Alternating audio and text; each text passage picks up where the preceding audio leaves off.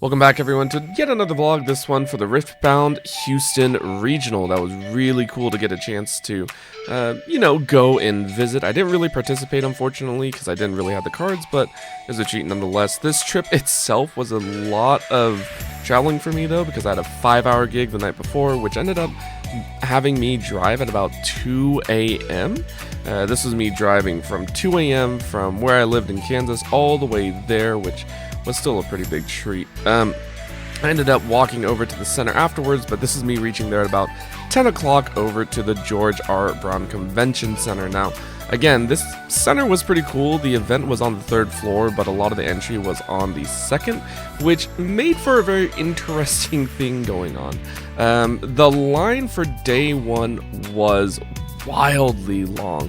This event, of course, had over 1,000 participants just competing. And even just for spectators, it was a crazy line. It took me, I think, about 3 minutes total to make my way all the way in, which, well, actually, just to get to the back of the line, it took me another, I want to say, about 45 minutes to an hour to actually enter, and at this point, I was very sleep deprived.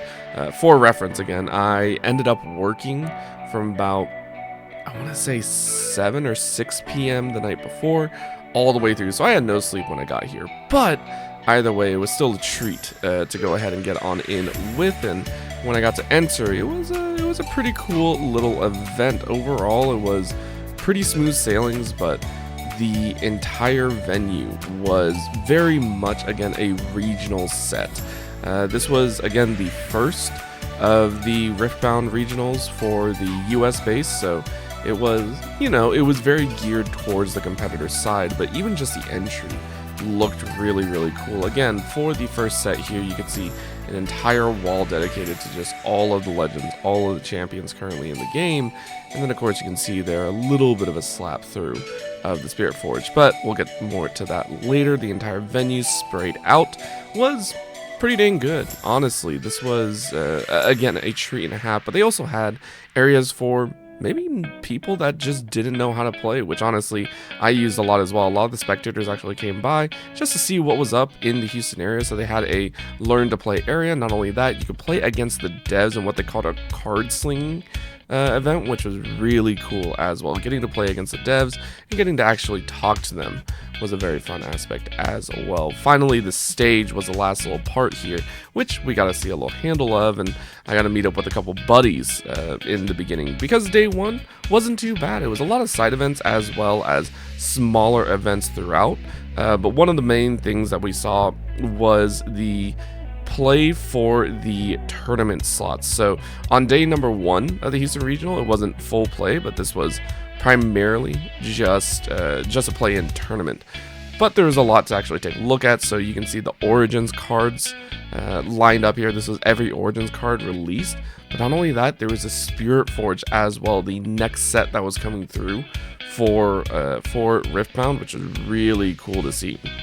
Again, a lot of new champions, a lot of new legends, and a lot of new equipment as well, which was crazy to think about, a whole new addition in. But of course, you couldn't do without the store, and the store that they brought this time around was really, really cool. A lot of the statues that they had, and not only that, a lot of extra.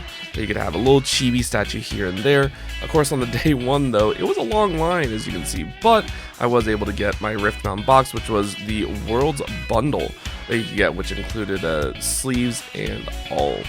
Day number 2 though was, of course, the main event style, which saw a lot of players showing up, over 1,000 players, I think, which a lot of people say in TCG was a little bit smaller, but still was very fun to see, because this is my first time ever being at one of these events. So to see it up close, to see all the competitors getting to compete against each other and get really down and dirty in it, was a lot of fun, considering how long it also ran with 1,000 players. Quite a bit of overtime, but there was more to do on the day 2 instead of just watching, because that's what I did primarily. I actually got to sit down and play a little bit thanks to Casino. Casino was really, really cool and allowed me to actually have a free deck and then be able to actually compete a little bit with friends, while I also got to purchase a lot of the stuff from the store.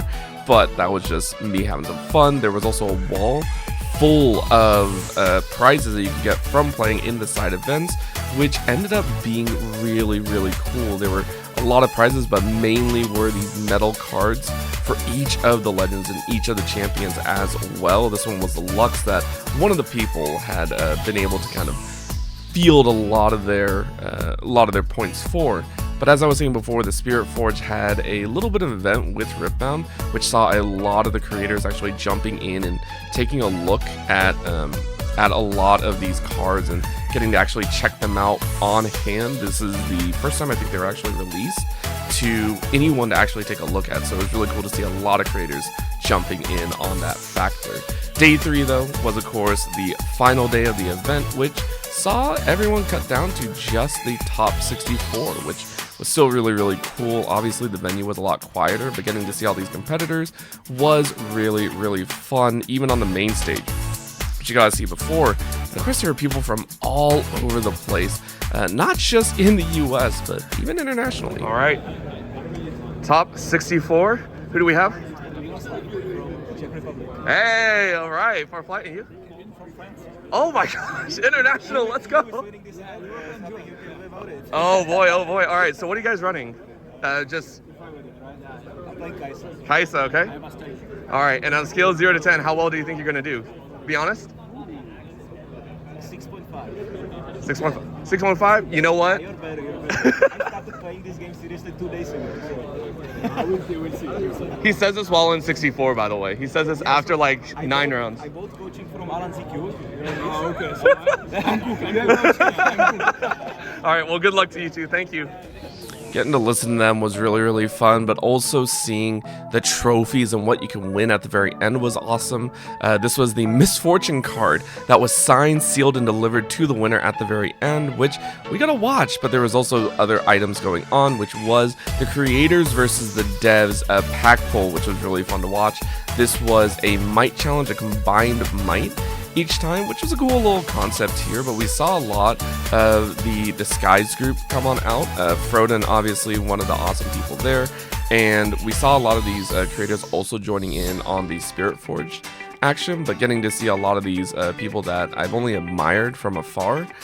It really is very fun to see them in these environments as well. But you can see a little bit of the might pulls, which were silly to say the least. These were all with the Origins cards as well, nothing too crazy in there, but at the end of it, this was a big treat. I think a lot of people were there for is the fact that once they were pulled, they were actually handed out to members of the audience. It was really nice of the devs as well as the creators, and I know this was a giveaway, but it was still really nice to see. But the main draw, of course, was the top cut 64 drawn down to just 8 that they did show in the venue and also on Twitch. I didn't really stick around though, as I was very tired after the day 3 and I had to drive a little bit quicker, so I ended up just grabbing dinner with a couple buddies, RMC, as well as one of my good friends, Mito, from a different group. But that was the end of the day, and it was, again, very fun. I don't often get to meet up with friends and just kind of watch as a spectator. Normally I'm behind the camera, so getting to meet up with RMC, getting to meet his sister as well as Casino, and a lot of other really cool creators that I've only ever talked to online, Jibs being another one who came over from the UK, which was awesome, and getting to meet awesome people like Scar, who I've admired for years, at this point a decade, and then of course meeting old friends like Serenade out there as well. It's just an overall feels good moment that I don't think I'll ever dislike, but I do prefer to work behind the scenes and be able to commentate and all that, so you know, maybe I get to join another Riftbound event and I don't have to be waiting on the sidelines. Maybe I actually get to see a lot of these people and they get to see my face on a big screen. So, hey, who knows? Thanks for watching.